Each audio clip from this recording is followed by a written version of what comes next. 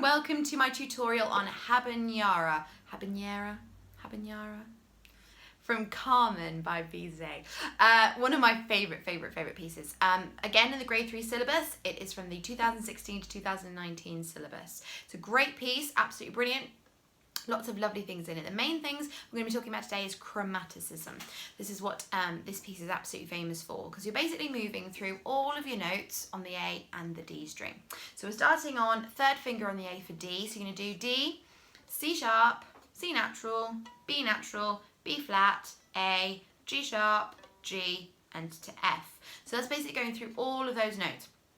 Really important to remember to use your fourth finger for the G sharp when you're going across onto that D string. So you're going 3, 2, 2, 2, slide that 2 back, 1, slide the 1 back, A, fourth finger, 3, because then you get that lovely G sharp. Yeah, exactly like that. Brilliant. So we're just going to try that opening section together nice and slow. So I'm going to count in 2. We're in F major, so we want to make sure we've got that lovely flat sound. But of course, it's chromatic, so there's lots of different notes thrown in. Here we go. 1, 2, 1.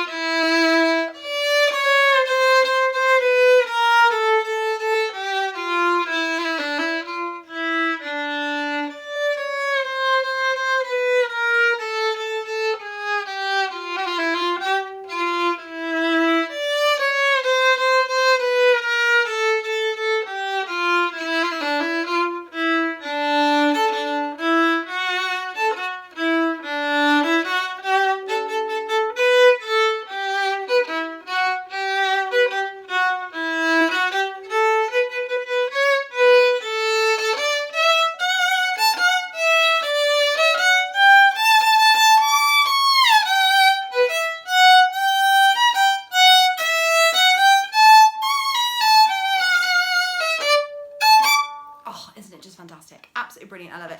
Right, so opening, making sure that you're getting those lovely chromatic movements. 3, moving, shifting down all the time. G sharp, go from the A. Really important to practice going between the A and the fourth finger on the D for G sharp to make sure it's really well in tune, because it's so easy to do this. Oh, that was an A. Practice getting that A to G sharp movement. F naturals all the way through. The triplet bit is particularly tricky. Break it down. And again. And again. To connect them together. Start slow and build it up gradually. When you finally got it, obviously it changes each time, so be aware of that. The next time it's... So just be aware of the changes and how it moves. Again, this is meant to be sung. It's from an opera. So it wouldn't be...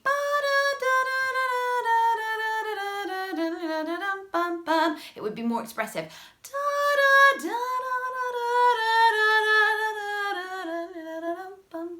So it needs to sing on your instrument. So don't play it straight. You need to emphasize certain notes.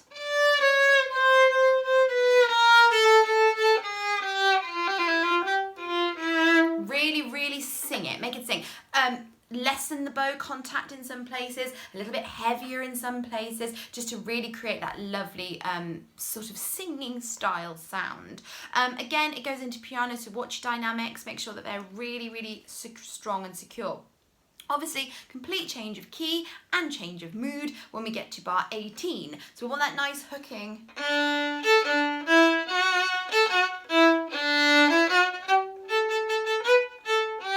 Staccato, really nice and light on those A's.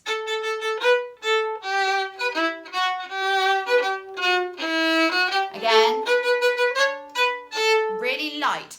I've probably talked about this before, but if you have a balance point in your bow.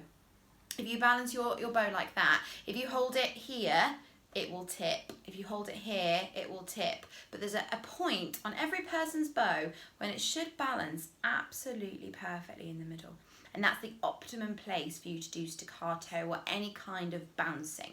Your bow wants to bounce, it is made that way, it's engineered that way. You just have to release the bounce. A lot of the time in staccato we think, I have to make the bow bounce, I have to make this bouncy sound. You don't have to make the bow do anything, it wants to. If you practice doing this, find out my balance point's about there. So I'm going to use my little finger, my pinky on my bow, and I'm going to lift it up and I'm going to drop it down. Lift it up and drop it. See how much that bow is bouncing? Now I'm going to move it. And all I'm doing is releasing the bounce that's already there. Now obviously it sounds a little bit rough and ready, but with refinement,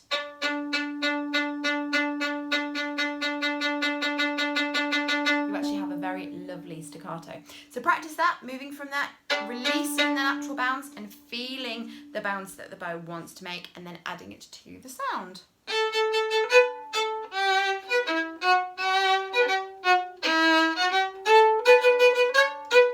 Now we're at the fun bit. When we get to bar 26, we have the shifting. So you're going to shift straight from that A up to third position, first finger on your A. E string.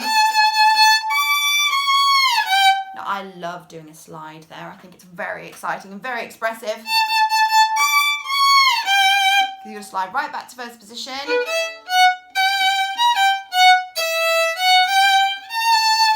Back to third position. We're going to do a 3.